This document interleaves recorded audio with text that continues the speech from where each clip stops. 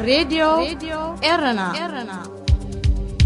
راديو إرنا كاب كتما باريس محلالة في إرتوران غازت إنياتا زدالو نتا راديو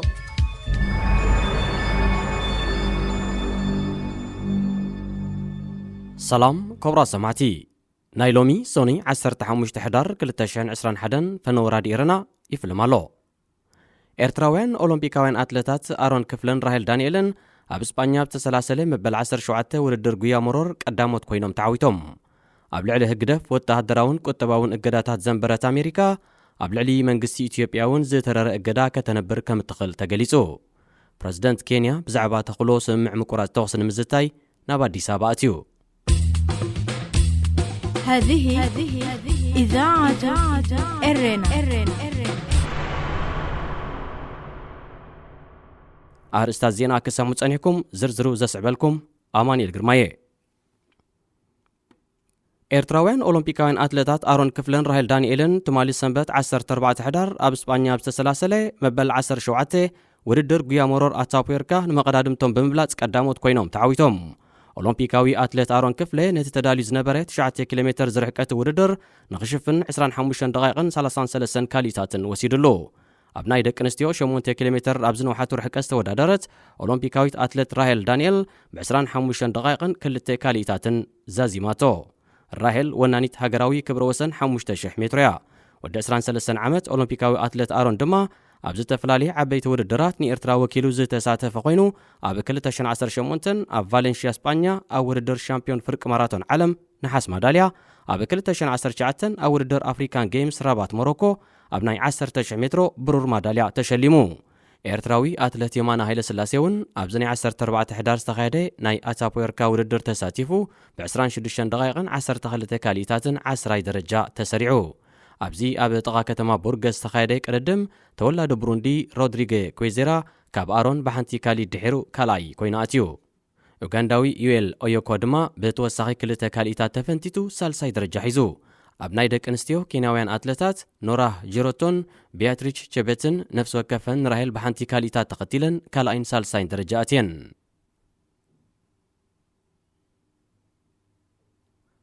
ኣብ ልዕሊ ህግደፍን ወተሃደራውን ቁጠባውን ማሕበራቱን እገዳ ዘንበረት ኣሜሪካ ኣብ ልዕሊ መንግስቲ ኢትዮጵያን ሓይልታት ትግራይን እውን ተወሳኺ እገዳታት ከተነብር ከም እትኽእል ዲፕሎማሰኛታት ገሊጾም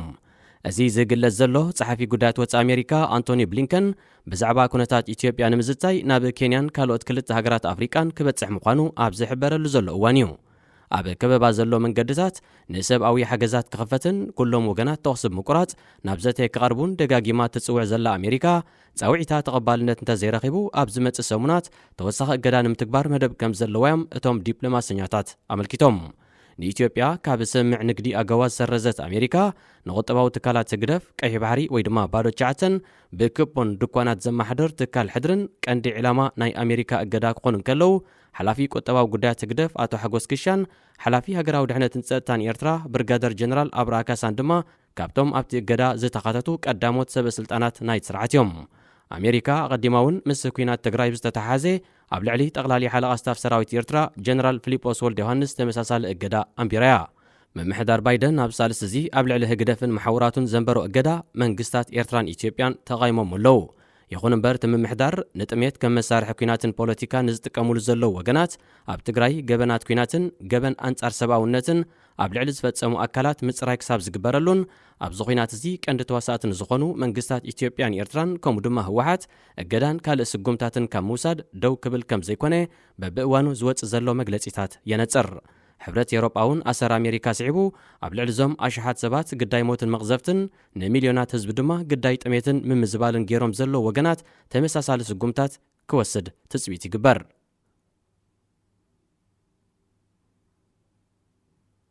ፕረዚደንት ኬንያ ኡሁሩ ኬንያታ ብዛዕባ ተፈጢሩ ዘሎ ዞባዊ ዘይምርጋእን ተኽሎ ስምምዕ ምቁራጽ ተኽሲ ኣብ መንጎ መንግስቲ ኢትዮጵያን ሓይልታት ትግራይ ንምዝታይ ናብ ኣዲስ ኣበባ ኣትዩ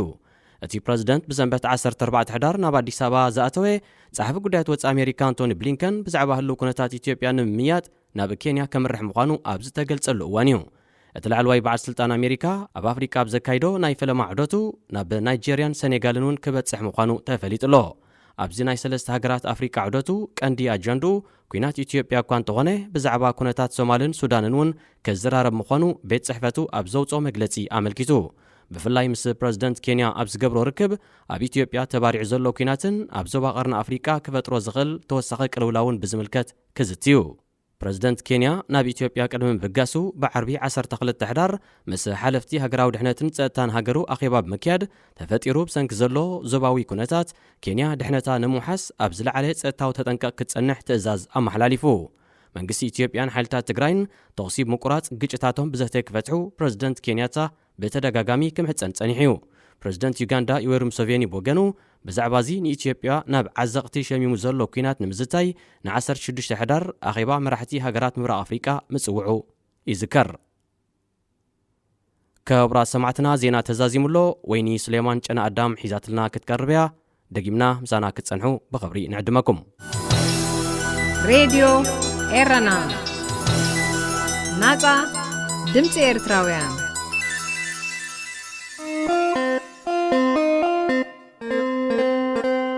ጨና ኣዳም ኣብ ራድዮ ኤረና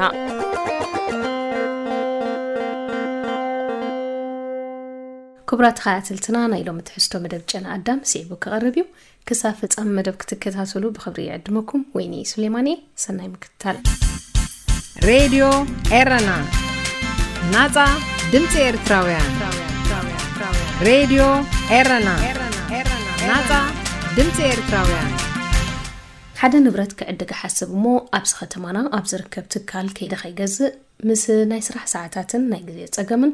ኣብ ኢንተርነት ናብ ዝርከብ መርበብ ሓበሬታኦም ብምእታው ኦንላይን ዓደክዎ ከፋፊለ ምስ ወዳእኩ ነትካልና ዓሚል ብምዃንክን ደጊምኪ ክትበፅሕና ካብ ዘለና ተስፋን ኣብ ዝፈለማ ኣብ ትካልና ዝገበርክዮ ዕድጊ እዚ ስዕብ ናይ ምጉዳል ዋጋ ህያብ ንዝቕፅል ሸመተይ ሂብና ክለና ኣብ ትካልና ጥራይ ዘይኮነ ኣብዘን ስዕባ ኣብዛ ከተማና ዝርከባ ትካላት ኪርክ ድማ በዛ ሂብና ክዘለና መእተዊ ቁፅሪ ክትጥቀምሉ ትኽእል ኢኺ ዝብል መልእኽቲ ዝሓዘ ጥብቆ መፀኒ ነቲ ጥብቆ ብምጥዋዕ ናብተን ኣስማት እተን ትካላት ዝእቱ ናይ መርበብ ገጽ ኣትኹ ቅነ በዓላትን ሓድሽ ዓመትን ብምዃኑ ድማ ናይ ምጉዳል ዋጋ ህያበይ ተጠቒመ ክዕድግ ሓሰስ እናበልኩ ኣብ ማእከል ከተማና ናይ ትርከብ ቤተ መጻሕፍቲ ገጽ ጎነፈኒ ጉዳይ ህያብ ልደት ነጸጋም ገዲፈ ክዕድጋ ኣብ ሓሳበይ ትመላለስ ንዝቐነየት መጽሓፍ ደልየ ብምርካብ ዓደግክዋ ከምቲ ናይ ኦንላይን ኣተዓዳድጋ መስርሕ ዘፍቅዶ ሕሳብ ከፊለ ኣብ መውፀይ እንደገና እዛ ቤተ መጻሕፍቲ ክልተ ናይ ዋጋ ጎደል ህያባት ከም መቕሽሻ በትኒ ክዕድገሉ ዝኽእል ድኳናት ድማ ኣብ ከተማና ናይ ዝርከባ ካልኦት ትካላት ኣድራሻ ነበረ እዚ ዓይነት ኣብ ኢንተርነት ዝግበር ዘመናውን ኣዝዩ ኣወላፍን መመሊስካ ከም እትዕድግ ዝገብር ሜላ ሸቐጣትን ንግድን ምዃኑ ፍሉጥ ኮይኑ እቲ ኣብዚ ዝመሰጠን ነገር ግና እቲ እዘን ዝተፈላለያ ሓለኽቲ ዝሸጣ ገለ ካብኣተን እውን ሓደ ዓይነት ፍርያት ዘከፋፍላ ትካላት እዛ ከተማ ኣብ ንሓድሕደን ዘተኣታትውኦ ናይ ምውዕዋዕን ምድግጋፍን ተሓጋጊዝካ ናይ ምዕባይ ሜላን ናይ ስራሕ ውዕልን እዩ ኣብዚ ዝነብረሉ ዘለኹ ሕብረተሰብ ኣብ ዝተፈላለየ ዓውድን ሞያን ዝነጥፉ መሓዙተይ ወይ እውን መሳርሕተይ ኣብቲ ብውልቆም ዘካይድዎ ንጥፈታት ንሓድሕዶም ክደጋገፉን ሓቢሮም ንኽዓብዩ ክትሓኻኽኹን ሓድሕድ ንጥፈታቶም ከወዓውዑን ክርእን ከለኹ ኣብቲ ናትና ኮሚኒቲን ማሕበረሰባዊ ኣቃውማን ልሙድ ብዘይምዃኑ ተምሳጠይ ፈሲሱ ክሳብ ዝኩዐ ዝኸውን ናይ ስራሐይ ካርድን መወዓውዕን ኣብ ናትካ ትካል ወይ ቢዝነስ ኣወዓውዓለይ ኣብ ዌብሳይትካ ንዓማዊልና ኣብ ትካለይ ክዕድጉ እዚ መልእኽቲ ወይ እውን መወዓውዒ ግበረለይ ኣነ ድማ ኣብቲ ዝኸፈትካዮ ናይ መዘናግዒ ትካል ቀዳመ ሰንበቶም ክሕልፉ ንዝፈልጦም ዘበሉ ኩሎም ብዛዕባ እትህቦ ኣገልግሎት ክሕብረልከ እዝን ክንደይ ከምዝን ኣብ ዙርያይ ዝወናጨፍ ዕላላት እዩ ነቲ ናትካን ዘለካን ኣቕሊልካ ምርኣይ ከይመስል እናፈራሕናዮ እምበር ክንድቲ ኣብ ሕብረተሰብና ንተሓጋገዝን ንደጋገፍን ኢና ንብሎ ሓቂ ከምኡ ከም ዘይኮንና ዘንፀባርቑ ሓያሎ ምልክታት ኣለዉ ንኣብነት መብዛሕትኡ እዋን ኣብ ሓደ ከተማ ዝቕመጡ ኣብ ንግዲ ዝነጥፉ ኤርትራውያን ዘይፋተውን ብዛዕባ ሓድሕዶም ብሕማቕ ኣገባብ ዝለዓዓሉን እዮም ኣብ ሓደ ቤት ብልዒ ናይ ኤርትራውያን ዝረኣኽዎ እንጉዶት ኣዝዩ ሞያውን ብቕዓት ዘለዎን እዩ ነይሩ። ከም ኤርትራዊ ድማ ኩርዓት ተሰሚዕኒ ኢለ ርእይተይ ከይወዳእኩ ሓንቲ ፈላጢተይ ብኣሰንባ ድገባብ ነታ ዋና ትካል ክትዝልፋን ከተቃልላን ጀመረት። ብዛዕባ ዋና ዕምቆት ዘለዎ ፍልጠት ከም ዘይብለይን እቲ ዝረኣኽዎ ኣገልግሎት ግና ኣዝዩ ዝድነቕ ምዃኑን ከብረሃላ ደጊሜ ኣፈይ ምስ ከፈትኩ ነታ ትለዓል ዘላ ሰብ ብኣከዳድናኣን ኣነባብራኣን ሓመድ ምግባራ ቀጸለት። ኣብ ካልእ ኣጋጣሚ እውን ኣብ ባቡር ዝረኸብክዎ ኤርትራዊ ኣብዚ ዘለኽዎ ከተማ ብዙሓት ሓበሻ ዝፈልጥ እንትኾንኩ ምስ ተወከሰኒ ድሕሪ ዝሃብክዎ መልሲ ኩስተዓርከዩ ነቲ ትካሉ ኸውፅእ ተሓጋጊዘየ በለኒ እሞ ኣስዕብ ኣቢሉ ብምጥፍፋ ገንዘብ ከም ዝገበረን እቲ ኣብ ትካሉ ዘከፋፍሎ ናይ ሓበሻ ንጥረ ነገራት ብጥዕናዊ መዳይ ክእመን ከም ዘይብሉን ኣስዓበለይ። ኣብ ሓደ ሙሉእ ሓሳብ ኣብ ናይ 5 ደቓይቕ ዘይትኸውን ግዜ ዓርኩ ምዃኑ ትካል ክገብርን ክዕወትን ከም ዝሓገዞ እቲ ዝረኸቦ ገንዘባዊ ዓወት ብምጥፍፋእ ከም ዘጥረዮ ዘህልኾን ዝሸጦን ነገራት ክእመን ከም ዘይብሉ ክሊጽለይ ከምዝን ካልእን ኣዝዩ ደረጅኡ ለጠቕ ዝበለ እዚ ማሕበረሰብና ንሓድሕዱ ዝበሃሉ ኣብነታት ትፈልጥ እየ እናኽሰምዑ ኣዝዩ ይሕስበንን ነቲ ብሓባር ክንዓብን ተደጋጊፍና ክንሃንጾ ዝግብኣና መጻእ ድማ ርሑቕ ምዃኑ ከም ዝስቆረኒ ስለ ዝገብር ሕልናይ ይዕርበለዩ። በይንኻ ፍጹም ከም ዘይዕበ እዚ ተሰዲድና ንነብሮ ዘለና ማሕበረሰብ ዓበ ኣብነት ክኾነና ግብኦ። ትካላት ውልቀ ሰባት ሞያውያን ብዓቢኡ ኣቃውማ መንግስታዊ ትካላትን ኮሚኒቲን ብናይ ሓባር ዓቕሚ ከም ዝህነጽ ንርእዶ የሎናን። ልዕሊ 40 ዓመታት ስደት ንኤውሮጳ ከም ባህሊ ዝመለኸየ ሕብረተሰብ ኤርትራ ኣብቲ ዳርጋ ፍርቂ ዘመነ ቁፂሩሉ ዘሎ ሃገራት ሓንቲ ተኣኻኺቡ ክመሃረላን ክዓብየላን ዝኽእል ናይ ኮሚኒቲ ማእከል ዘይፈጠረ እዩ። ባህላዊ ማእከላት መወከስ ታሪኽን መበቆልን ዝኸውን ቤተ መጻሕፍቲ ወይ እውን ናይ ታሪኽ ማእከላት ንብረት ንግድን ዝጭበጥን ተወዳዳርን ዋይን ኣፍራይ ዜጋን ከይፈጠረ ካብቲ ዝነበሮ መመሊሱ እናተረሓሓቐ ተፈናቲቱ ብኽርሃት ዝጠማመት እዩ። ሬድዮ ኤረና ናጻ ድምፂ ኤርትራውያን ኣብ ዝተፈላለየ ዓውድን መድረኻትን እንርከብ ኤርትራውያን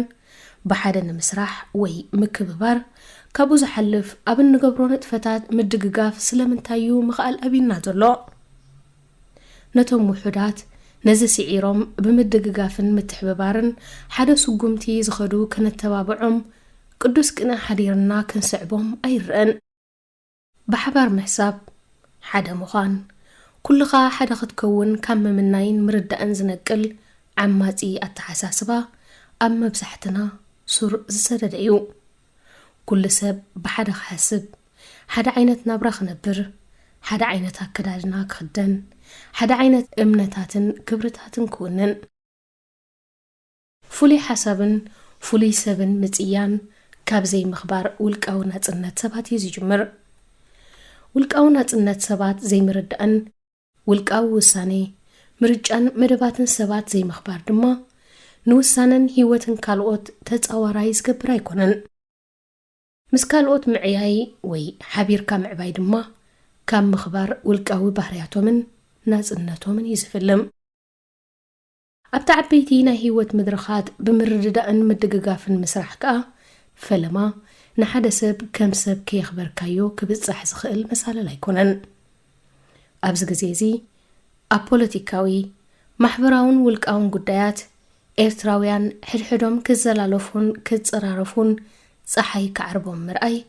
ኣዕሚቕካ ምምርማር ዘድልዮ ጸገም ከም ዘሎ ዘመላኽት እዩ። ንደቀቕቲ ግን ከዓ ኣገደስቲ ጉዳያት ዕለታዊ ምብሃሃልና ንምርምሮም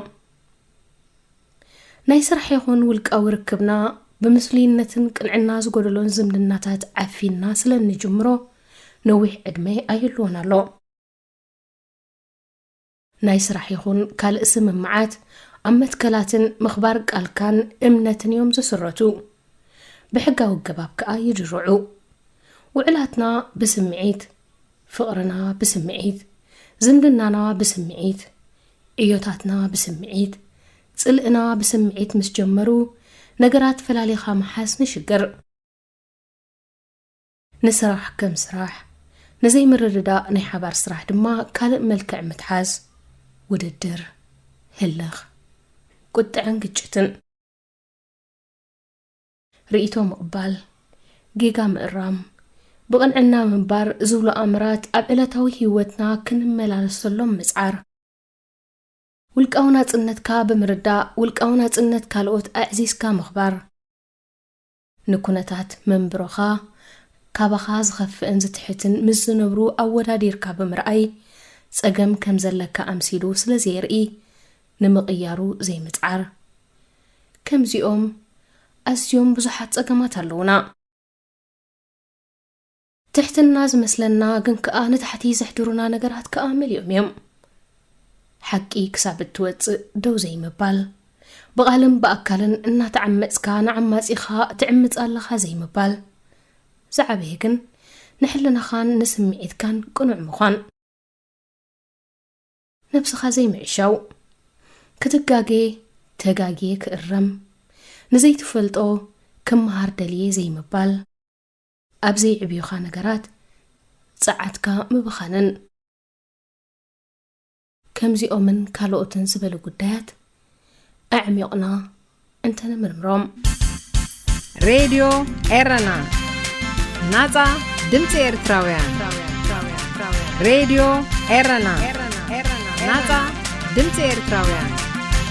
كبرات خاتلتنا نايلو متحستو هزا تكتاتلو وتصنح كمينيرو أبز متقصهمن بخلا أرستخن راخبينا كساب شعو سسناين غلنا تحنكنيو راديو إيرنا ناتا دمت إرتراويان